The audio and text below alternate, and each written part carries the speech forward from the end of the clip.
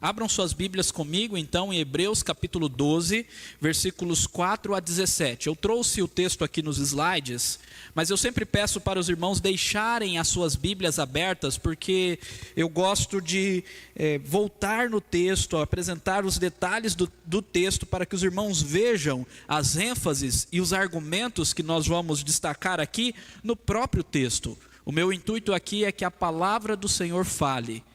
Eu não venho trazer experiência pessoal, eu não venho trazer outra coisa senão a palavra do Senhor aos irmãos.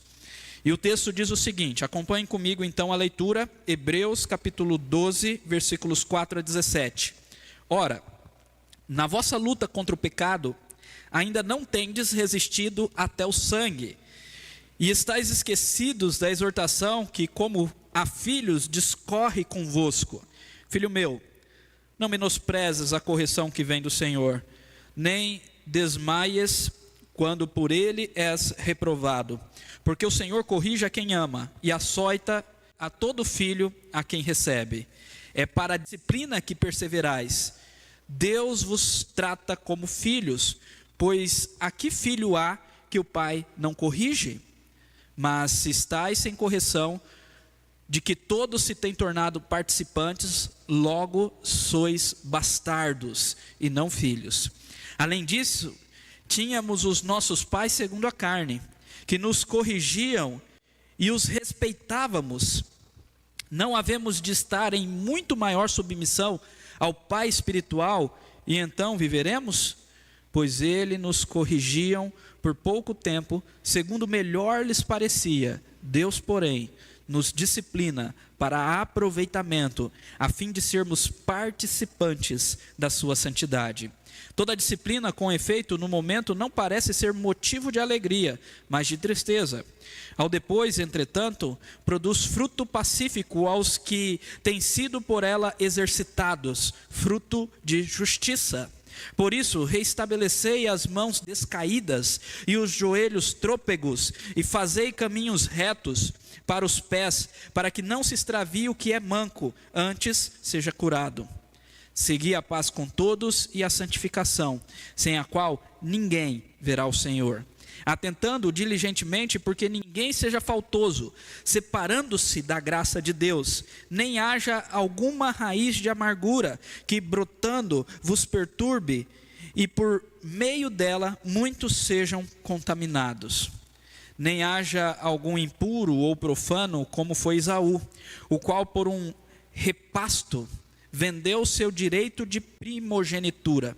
Pois sabeis também que, posteriormente, querendo herdar a bênção, foi rejeitado, pois não achou lugar de arrependimento, embora com lágrimas o tivesse buscado.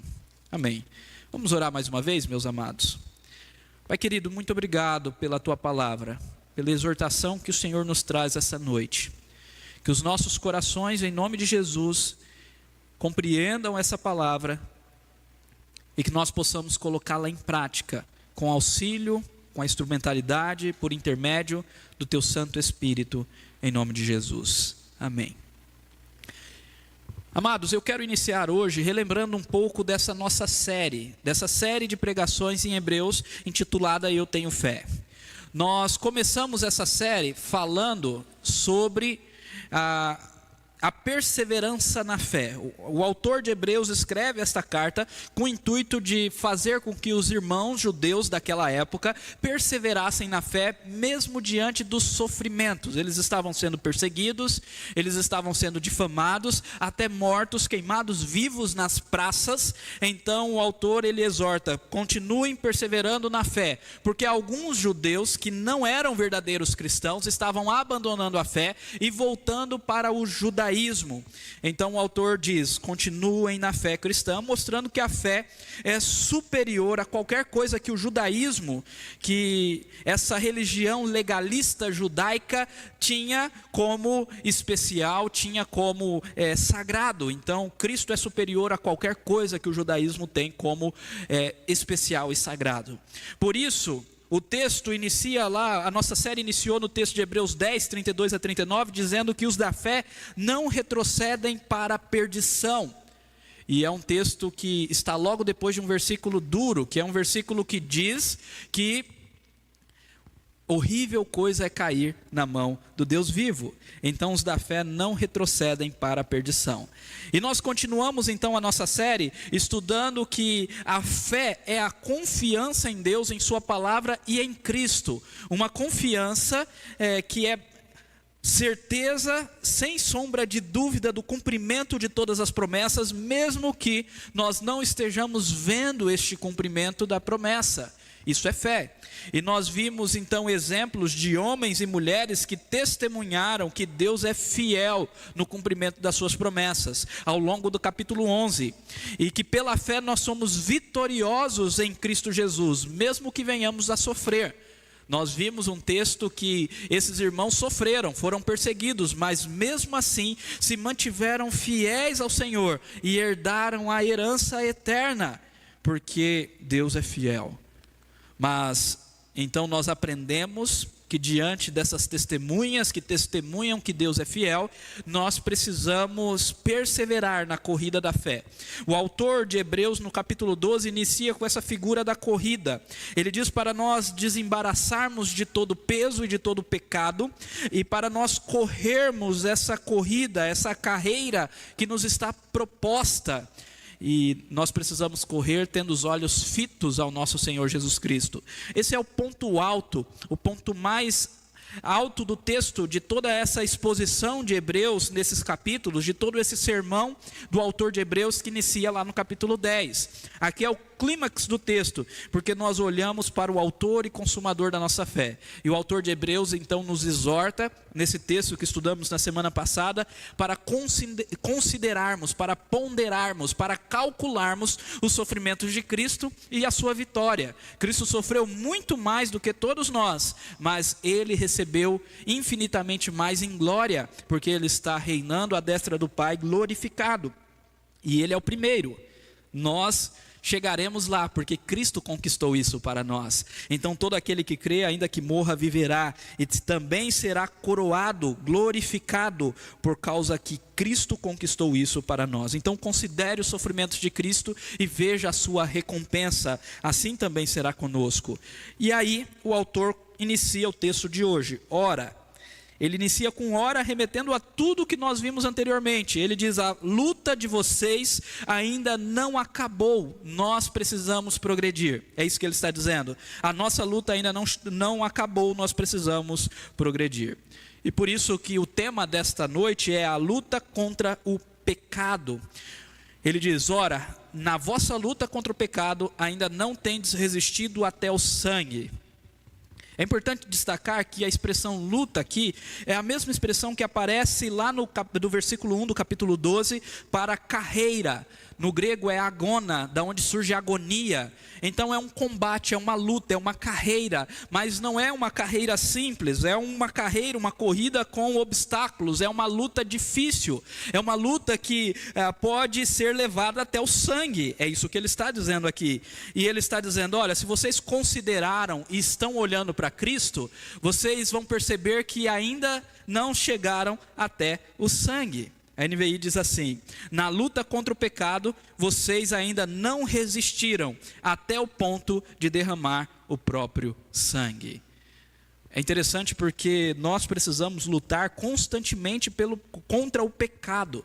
Eu falei isso na semana passada, citei inclusive um puritano que escreveu muitos textos sobre a mortificação do pecado e da carne, o puritano chamado John Owen, quando ele diz que todos os dias nós precisamos combater e lutar contra o pecado, todos os dias nós precisamos lutar e mortificar os efeitos da carne.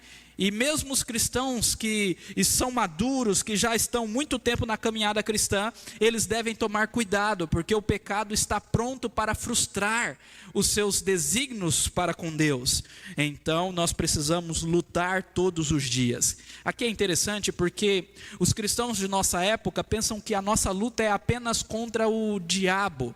Mas não, sim, Paulo diz que a nossa luta é contra os principados e as potestades, os dominadores deste mundo. Sim, o diabo é um agente que nos tenta e que nos quer ver cair.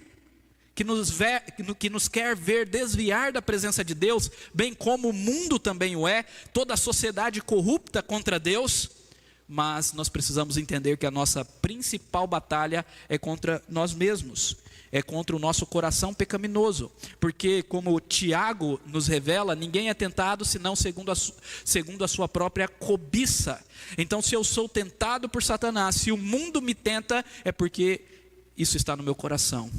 A cobiça está no meu coração, e eu preciso então lutar contra o pecado, lutar contra este mal que habita em mim.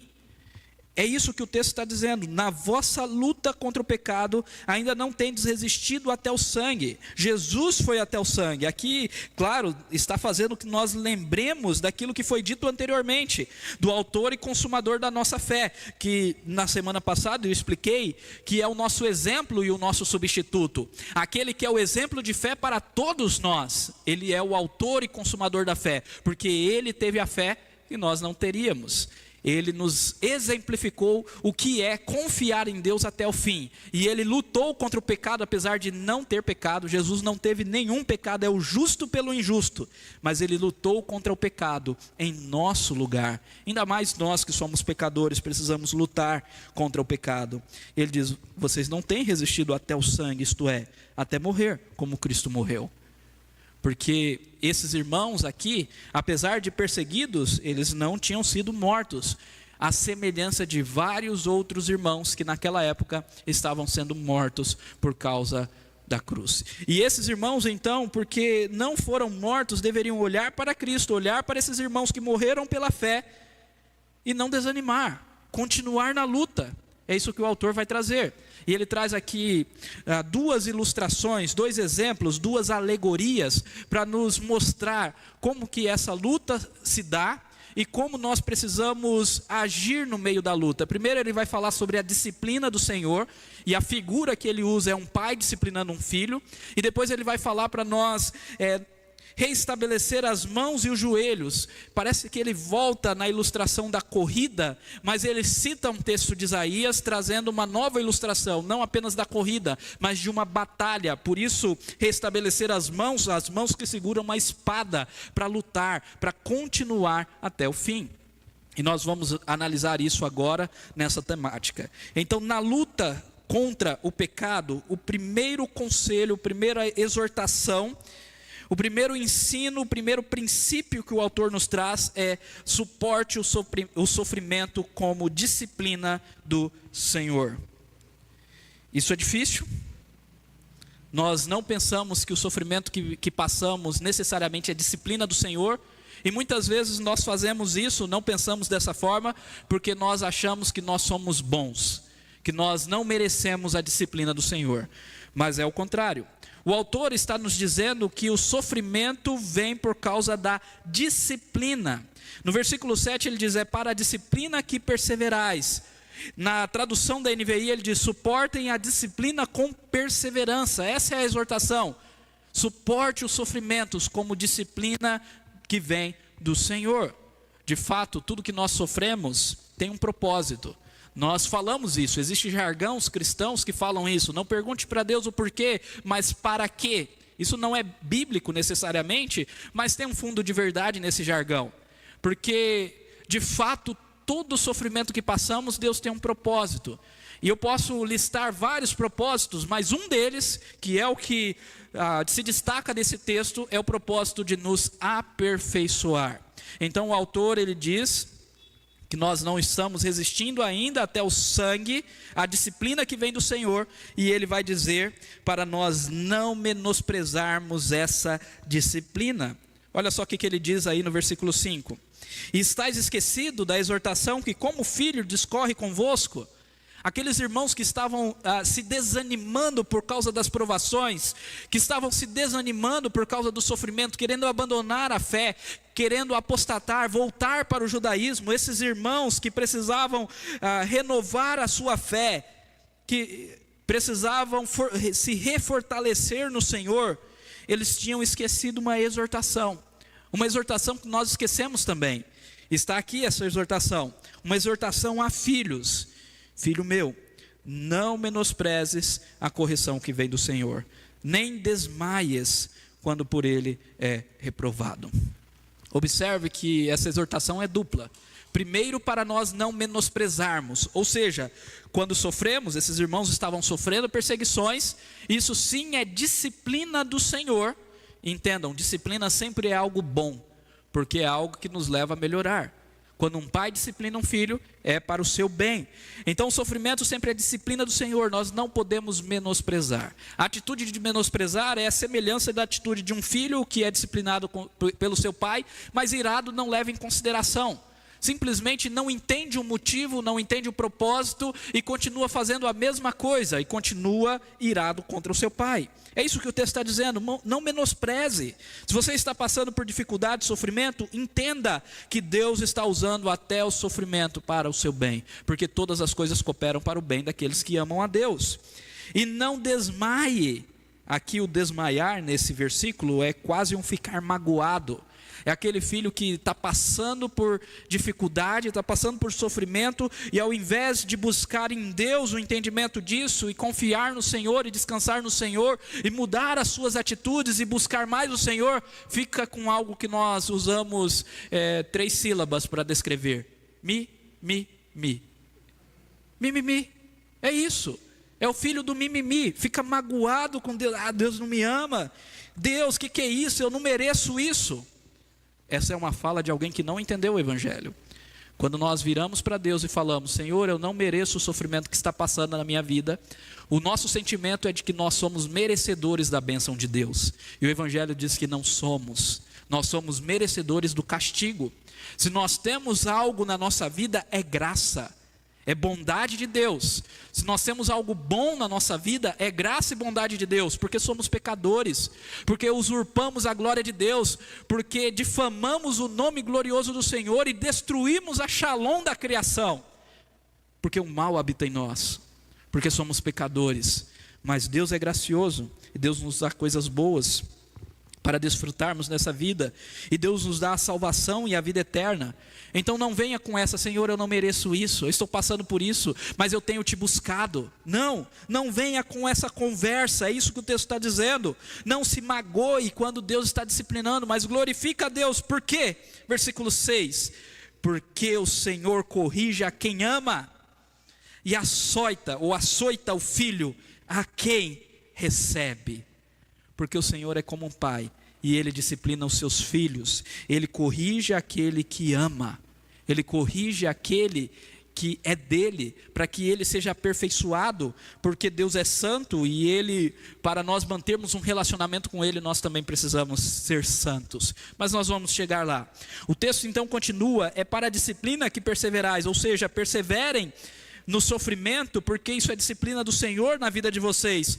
Pois que filho há que o pai não corrige? A resposta dessa pergunta deveria ser negativa. Nenhum filho o pai não corrige. Mas nos nossos dias não é bem assim. Na época do apóstolo Paulo certamente era assim. Os filhos eram disciplinados pelos pais.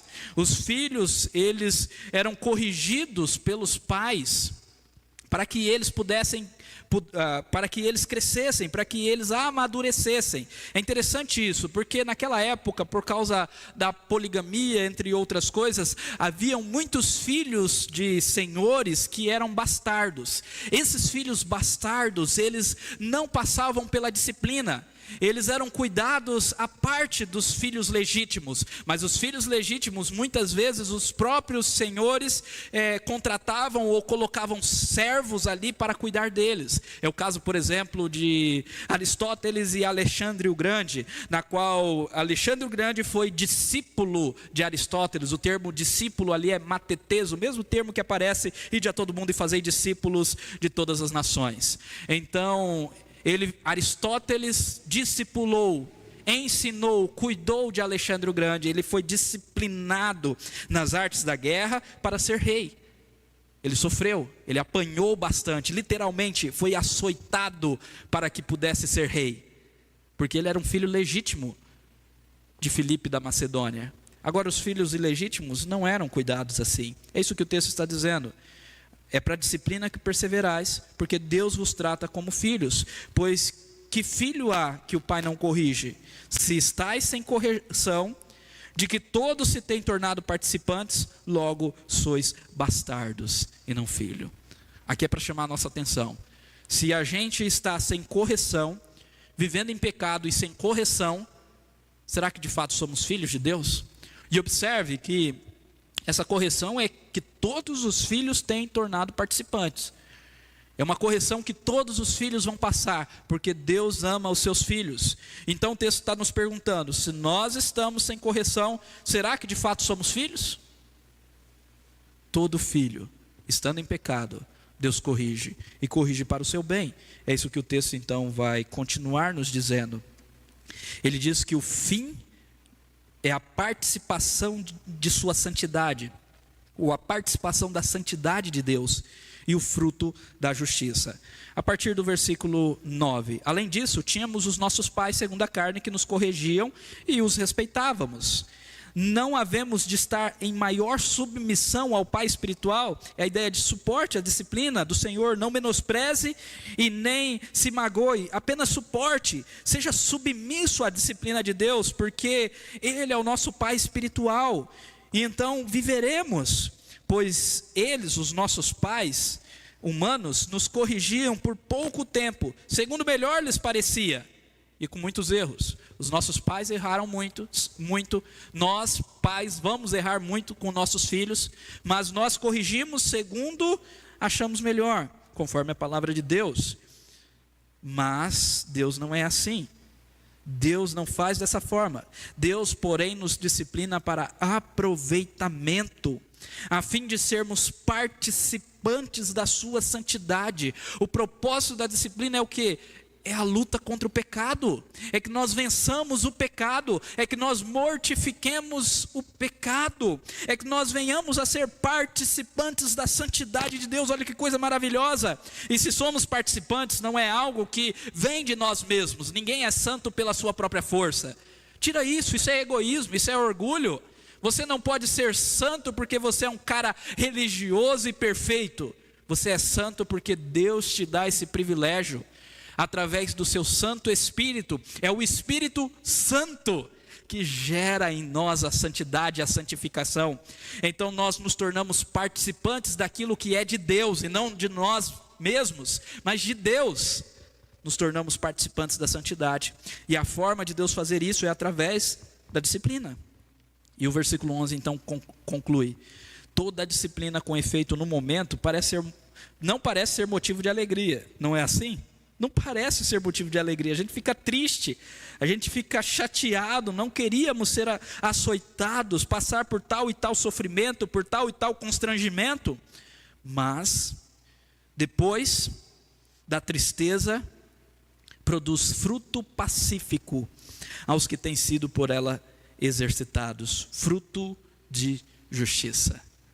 O fruto de justiça é o mesmo fruto do Espírito Santo, que é a santificação. Em Gálatas, capítulo 5, capítulo 6, o autor de Gálatas, o apóstolo Paulo, traz esse fruto do Espírito e como deve ser a vida daqueles que semeiam através do Espírito Santo. Então, o fruto da justiça, a bondade, a benignidade, a obediência, a submissão, a humildade, e o fruto da glória que vem do nosso Senhor Jesus Cristo. A disciplina vem da disciplina, e Deus é bom, Ele nos disciplina, isso é maravilhoso. Bom, em segundo lugar, depois de entendermos o papel da disciplina na luta contra o pecado, nós precisamos ver essa segunda exortação, que é: fortaleça as mãos e firme os joelhos, pois o Senhor vem. Vamos entender, olha o que dizem aí os versículos 12 e 13.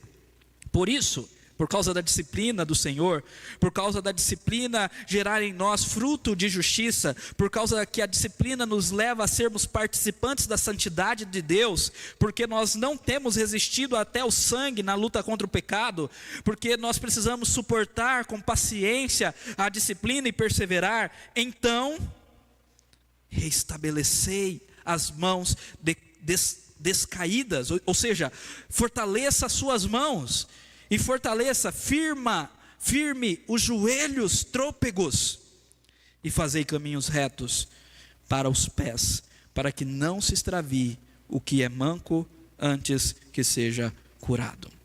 A primeira coisa que nós temos aqui, nesse versículo 12, é uma citação do livro de Isaías. E por isso eu estou colocando ele vem, porque ele vem e nos salvará, ele vem e vos salvará, está lá na profecia de Isaías. Isaías capítulo 35, versículos 1 a 10, nós vemos essa profecia maravilhosa da restauração de Israel do exílio. O profeta Isaías profetizou contra Israel, contra Jerusalém, contra o povo de Judá, e disse que Deus viria com uma disciplina dura, levando eles ao exílio, porque eles se desviaram do Senhor. E eles então foram levados ao exílio, Jerusalém foi destruída, e ficou 70 anos sem habitação, sem ninguém ali para reconstruir Jerusalém. Mas depois de 70 anos, Deus levantou um homem chamado Ciro, e este rei persa ímpio foi usado por Deus para conduzir, para autorizar o seu povo a voltar para Jerusalém. E essa cena de Isaías capítulo 35 está falando desse retorno. E o texto diz: o deserto e a terra se alegrarão. Isaías 35 versículo 1. E o ermo exultará e florescerá como narciso. Então nós vemos palavras como alegria, como florescer. Florescerá abundantemente, jubilará de alegria e exultará.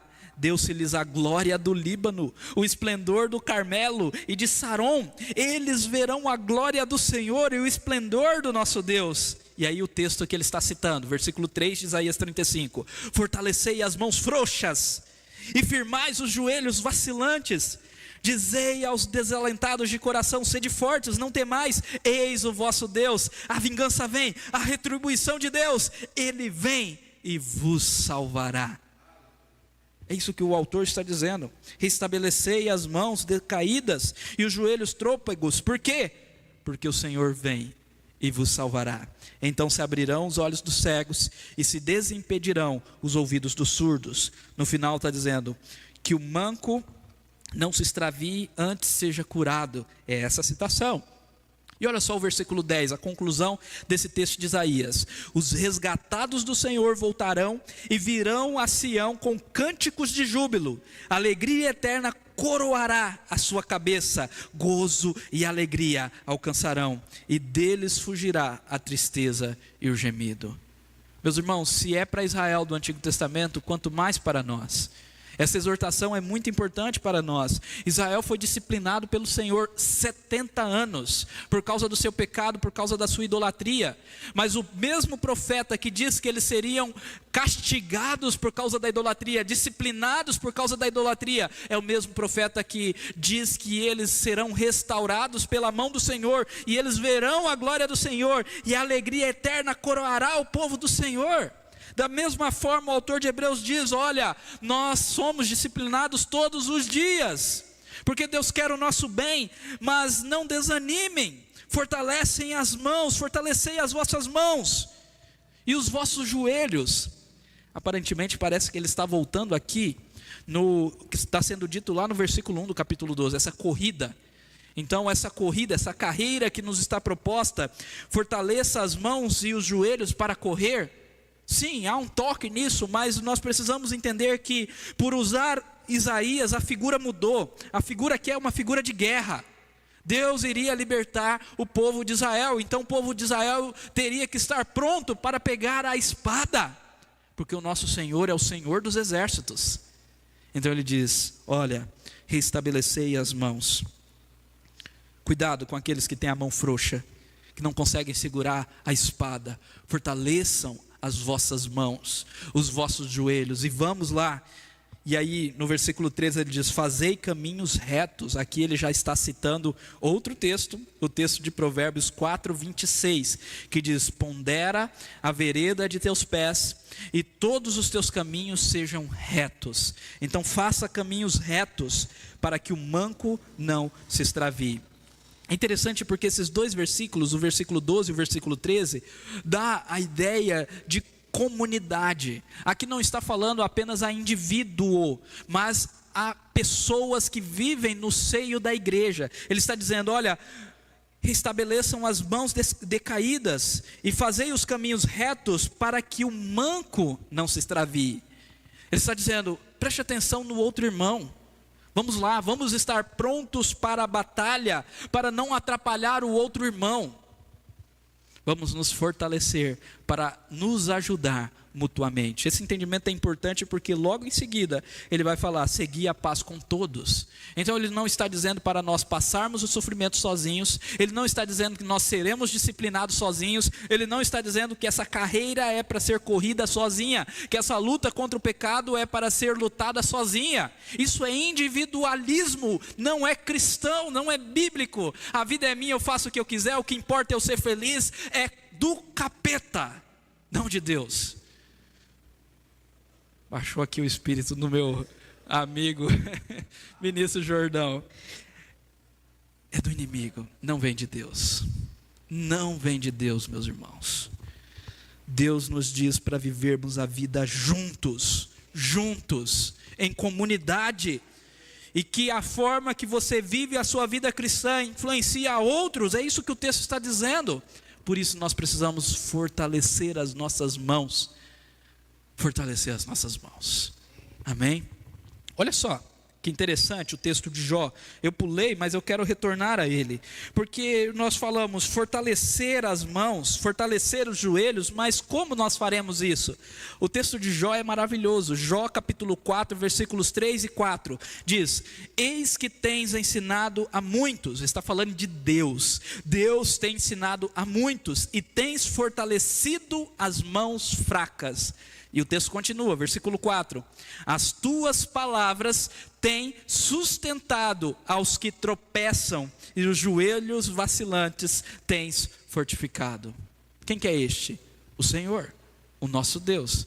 É Deus que fortalece as nossas mãos fracas. É Deus e a sua palavra que sustenta os que tropeçam, que sustenta os joelhos vacilantes, que fortifica aqueles que estão vacilando. Por isso, não estamos dizendo aqui para você fortalecer a sua mão na sua própria força, porque você não vai conseguir.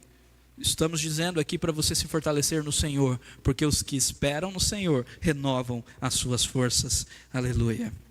Em terceiro lugar, então, o texto nos versículos 14 a 17, finalizando aqui essa série de exortações, ele nos diz para nós nos esforçarmos para ter paz com todos e para nós progredirmos em santidade. Esforce-se para ter paz com todos e progrida em santidade. Os versículos 14 a 17. Olha aqui que diz o versículo 14. Segui a paz, isto é, busque a paz, corra atrás da paz, se esforce para encontrar a paz. E o seguir a paz também está conectado à santificação. Seguir a santificação, se esforce pela santificação, busque ela, corra atrás dela, essa é a ideia. Então seguir a paz com todos e a santificação, sem a qual ninguém verá o Senhor. Duas coisas ele coloca aqui, duas coisas que estão conectadas. Primeiro, a paz. No Antigo Testamento, o salmista Davi, no Salmo 34, 14, ele diz, afasta-te do mal e faça o bem, procure a paz e a persiga. Nós precisamos ser perseguidores da paz, mas não estamos dizendo da paz apenas com Deus, essa é a mais importante, claro, justificados, pois mediante a fé temos paz com Deus, não somos mais inimigos de Deus quando temos fé no nosso Senhor Jesus Cristo, mas não apenas essa paz com Deus, mas paz com todos os irmãos. É o que Paulo tenta nos dizer em Romanos capítulo 12, 18, falando não apenas dos irmãos, se é possível, quanto depender de vós, vivam em paz com todos. E ele continua no capítulo 14, versículo 19 de Romanos, façamos portanto todo o esforço para fazer o que conduz à paz. Nós precisamos pacificar. Isso é algo muito importante para o nosso processo de santificação.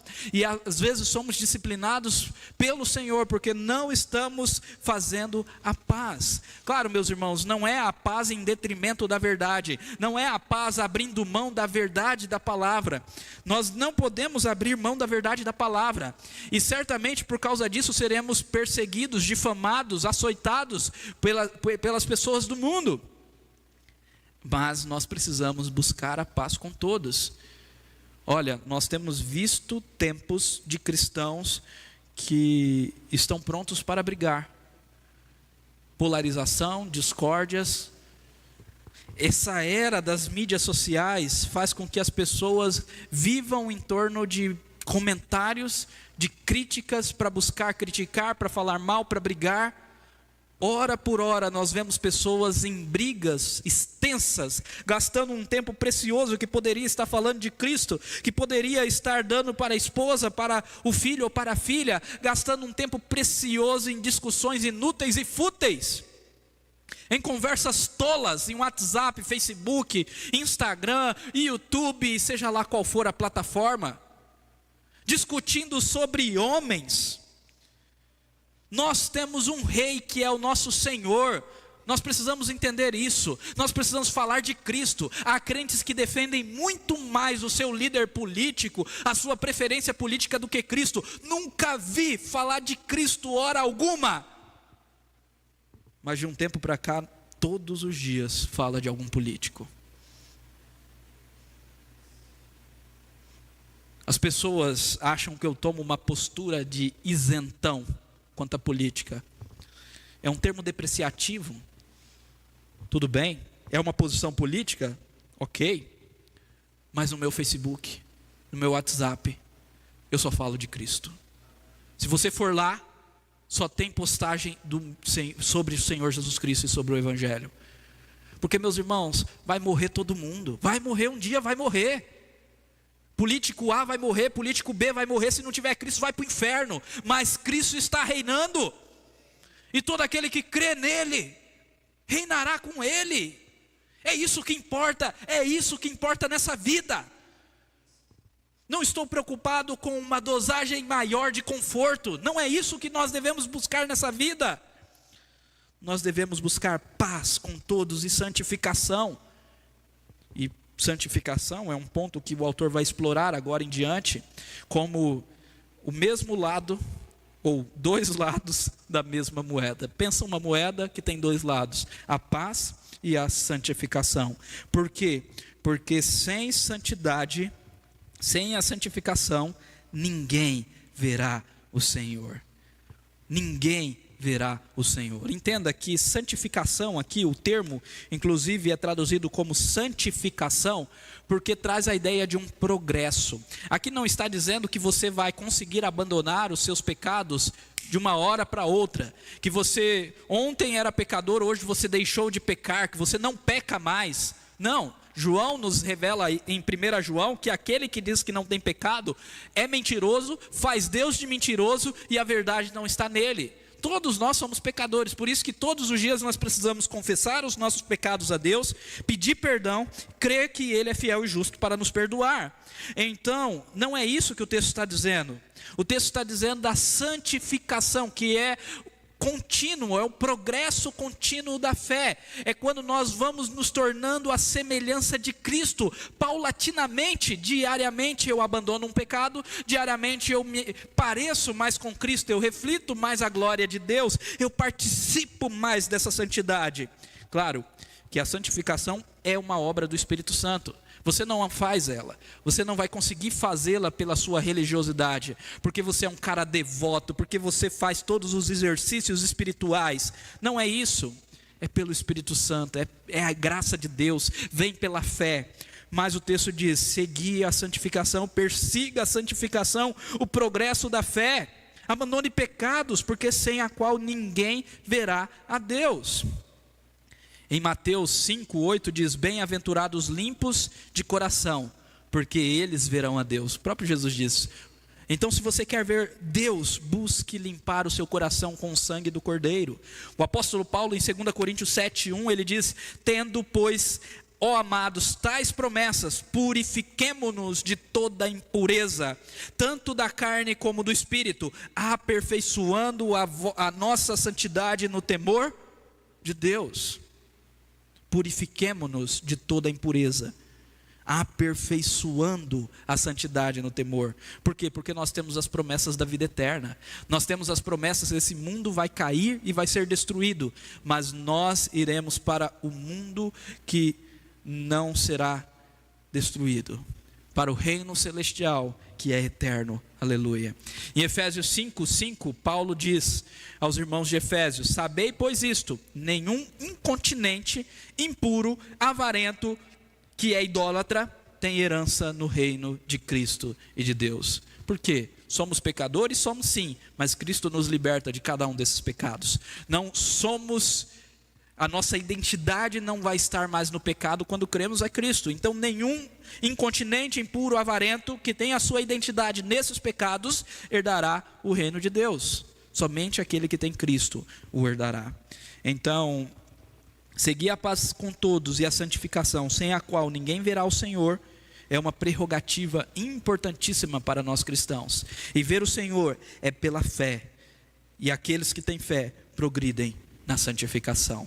Então o texto continua dizendo que ninguém seja faltoso a ponto de se separar da graça, ou atentando diligentemente, com diligência, tenha atenção, prestem bastante atenção nisso, porque ninguém seja faltoso, separando-se da graça de Deus. Claro, o autor de Hebreus está falando aqui de alguém que se separa da graça de Deus porque não teve verdadeira fé.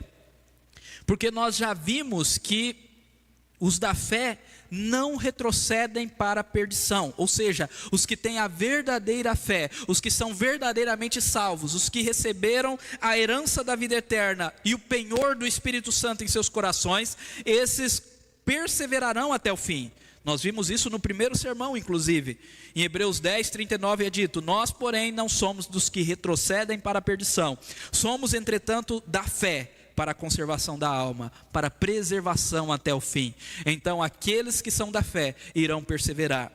Mas a exortação ainda se faz presente, porque nós não conhecemos o outro, às vezes nós não conhecemos o nosso próprio coração. Por isso é importante, assim como em Hebreus 10:35, o autor de Hebreus nos diz: não abandoneis, portanto, a vossa confiança, ela tem grande galardão. Aqui ele diz: tome cuidado para que ninguém seja faltoso ao ponto de abandonar a fé, apostatar da graça, rejeitar a graça de Cristo e se achar o seu próprio Deus, o seu próprio Salvador, retroceder para as idolatrias. Ele vai trazer o exemplo de Esaú logo em seguida, que nos revela isso. Mas antes ele continua dizendo: nem haja alguma raiz de amargura que brotando vos perturbe, e por meio dela muitos sejam contaminados.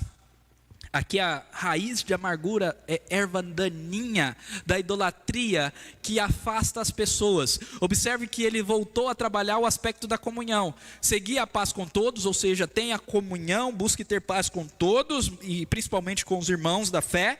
E ele continua dizendo: e não haja amargura entre vocês, que por meio dessa amargura haja uma perturbação, e muitos sejam contaminados e se desviem. É o que ele está dizendo: fazei os caminhos retos, para que o manco não se extravie. Tome cuidado, a sua comunhão é importante. Você está atento ao irmão que está desanimado, é importante. Fortaleça-se e fortaleça o seu irmão. É essa a exortação aqui. Agora é interessante porque a raiz de amargura aqui também é uma referência ao Antigo Testamento. Lá em Deuteronômio capítulo 29, versículo 18, na repetição da lei, a segunda geração do povo de Israel daquela época, antes de entrarem na Terra Santa, o texto diz: porque para que entre vós não haja homem, nem mulher, nem família, nem tribo cujo coração hoje se desvie do Senhor nosso Deus e vá servir aos deuses desta nação, para que não haja entre vós raiz que produza erva venenosa e amarga. Essa ideia aqui, que não haja ninguém entre o povo de Deus, que não haja ninguém entre o povo de Deus, homem, mulher, família, nem tribo, que se desvie do Senhor. Nós precisamos estar atento a isso, para que isso não seja uma erva daninha e leve outros. Que não haja ninguém que se desvie do Senhor e vá servir deuses. A idolatria do dinheiro, da aprovação, do conforto, o medo, a angústia, a ansiedade. Não, que não haja ninguém que se desvie do Senhor, produzindo erva daninha no meio do povo de Deus. É isso que o autor está nos dizendo. E aí ele vai agora trazer o exemplo de Esaú. Não haja algum impuro ou profano, como foi Esaú. Interessante porque ele coloca duas coisas ruins aqui contra Esaú. Primeiro ele chama Esaú de impuro e depois de profano. Nas escrituras não fica tão claro assim qual é o aspecto da impureza de Esaú, porque o termo que aparece aqui no original grego é o termo para fornicação, é aquele que tem relação sexual ilícita, é aquele que faz o sexo antes do casamento ou fora do casamento. Esaú, apesar de ser imoral em certo sentido, mas ele sempre casou com as mulheres que ele manteve relação, mas talvez o texto está reprovando a atitude dele casar com duas mulheres cananitas, como nós vemos em Gênesis 26:35, e posteriormente casar com uma filha de Ismael, que era filho de Abraão, em Gênesis 28:9. Ele casou com várias mulheres de outras nações. Ou talvez o texto não está querendo se referir à impureza sexual de Esaú, mas à impureza espiritual, porque a idolatria, a rejeição de Deus é considerado um adultério. Quando nós rejeitamos Deus ou abandonamos o Senhor por outra coisa, isto é prostituição. Quando o povo de Deus faz isso, está se prostituindo com as idolatrias. E vários textos do Antigo Testamento nos mostram essa figura.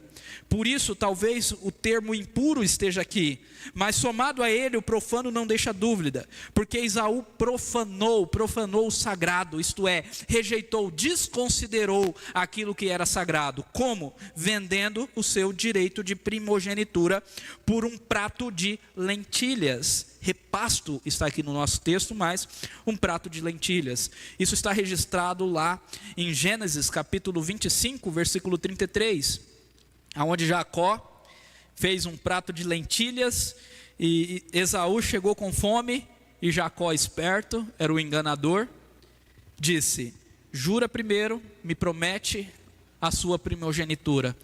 E Esaú fez por um prato, pelo banal. É tão banal isso. Mas para nós não fica muito claro o que ele rejeitou. O direito de primogenitura, o que significa isso? Claro, significa que ele rejeitou a maior parte da herança do seu pai, sim. Mas não é apenas coisas materiais. Significa que ele rejeitou deliberadamente a fé do seu pai. Desprezou o Deus do seu pai. Desprezou a promessa que o Deus de Israel, que o Deus de Abraão, de Isaque e de Jacó fez a Abraão, a promessa do primogênito ou a promessa da descendência. Então, quando Esaú vendeu a sua primogenitura, ele rejeitou a fé. Ele jogou no lixo a promessa de Deus. Ele profanou aquilo que é sagrado. E então o texto continua dizendo: pois sabeis também que posteriormente, querendo herdar a bênção, foi rejeitado, pois não achou lugar de arrependimento, embora com lágrimas o tivesse buscado. Mais uma vez uma citação do Antigo Testamento. Em Gênesis 27:38 nós lemos assim: disse Esaú ao seu pai: acaso tens uma única bênção, meu pai? Abençoa-me também a mim, meu pai. E levantando Esaú a voz, chorou. Ele chorou porque ele havia vendido a primogenitura por algo fútil. O que o texto está dizendo é que posteriormente ele quis herdar a bênção, mas ele foi rejeitado pelo seu pai, foi rejeitado pelo Senhor. E ele não achou lugar de arrependimento. O que significa isso? Não significa que ele se arrependeu e o seu arrependimento foi rejeitado. Ao contrário, significa que ele nem conseguiu se arrepender. O seu coração ficou tão duro que, apesar dele ter chorado e buscado a bênção em choro, isso não foi verdadeiro arrependimento. Por quê? Porque logo em seguida dessa ocasião, ele se ira contra o seu irmão e começa a persegui-lo. Nenhum verdadeiro arrependido vai perseguir o irmão, vai correr atrás de fazer o mal para o outro. O arrependimento produz humildade e não orgulho. Então ele não se arrependeu, ele foi rejeitado por Deus e o seu coração foi endurecido e ele não se arrependeu. Mas o ponto aqui é que Esaú desconsiderou o sagrado, o tesouro da glória de Deus, o tesouro da promessa e da vida eterna, por um prato de lentilhas. O que é o seu prato de lentilhas? uma hora a mais no WhatsApp, a pornografia, a Netflix, a Amazon Prime, dinheiro. O que é o seu prato de lentilhas? A vaidade, a estética, a academia, um namoro, sexo. O que é o seu prato de lentilhas? Tome cuidado de ser impuro e profano. Para refletirmos, a lição é óbvia, diz Kistemaker. Devemos saber que a incredulidade conduz ao endurecimento do coração e à apostasia. A incredulidade conduz ao endurecimento do coração e à apostasia e o abandono da fé. Aquele que se afasta do Deus vivo descobre que Deus o rejeitou. Deus o rejeita primeiro, por isso se afasta. Portanto, devemos lutar pela paz e pela santidade, evitar a imoralidade e a impiedade ou profanar o sagrado, e saber que cair nas mãos do Deus vivo é terrível. Assim iniciou a nossa série. Horrível coisa é cair nas mãos do Deus vivo. Nós precisamos sempre nos lembrar disso. Eu quero concluir uma conclusão de tudo que nós estamos falando, relembrando que o tema da nossa série é Eu Tenho Fé. E eu quero que vocês, meus irmãos, nós todos entendamos o seguinte, que somente com fé eu posso suportar o sofrimento com disciplina, como disciplina do Senhor. É somente com a fé. Não tem como eu suportar o sofrimento entendendo que é disciplina do Senhor sem fé nesse Deus que é fiel, sem fé nesse Deus que faz todas as coisas para o meu bem, sem fé nesse Deus que está me aperfeiçoando para que eu seja participante da sua santidade. A falta de fé produz murmuração, mágoa, mimimi na hora do sofrimento. Eu preciso fortalecer a minha fé e olhar para Deus com fé, com a certeza de que Ele está comigo mesmo em grande sofrimento, e entender que o meu sofrimento não se compara ao de Cristo. Não se compara. Cristo sofreu muito mais, infinitamente mais. Por isso que o texto que antecede é: considere aquilo que Cristo sofreu. Entenda também que somente pela fé eu posso fortalecer minhas mãos e joelhos e endireitar os caminhos da minha vida. Eu não posso fazer isso pelas minhas próprias forças. É o Espírito que o faz quando eu creio em Cristo. Então fortaleça-se em Cristo, em nome de Jesus. Somente através da fé posso buscar a paz com todos e progredir na santificação. Isso é maravilhoso, meus irmãos, porque nós, por natureza pecaminosa, desde a queda, estamos prontos para brigar, para discutir. O atrito é algo natural por causa do pecado. Mas quando cremos, eu posso buscar a paz. Quando temos Jesus, nós podemos buscar a paz. Porque Cristo nos dá da sua paz, porque Ele transforma o nosso coração. Então eu percebo que eu posso amar o meu irmão, porque eu sou amado, porque eu sou perdoado, eu posso perdoar o outro. Essa semana eu estava falando a um casal que viu uma frase de uma senhora de 90 anos que viveu 70 com seu marido. E foi perguntado para ela: qual que é o segredo de um casamento tão duradouro?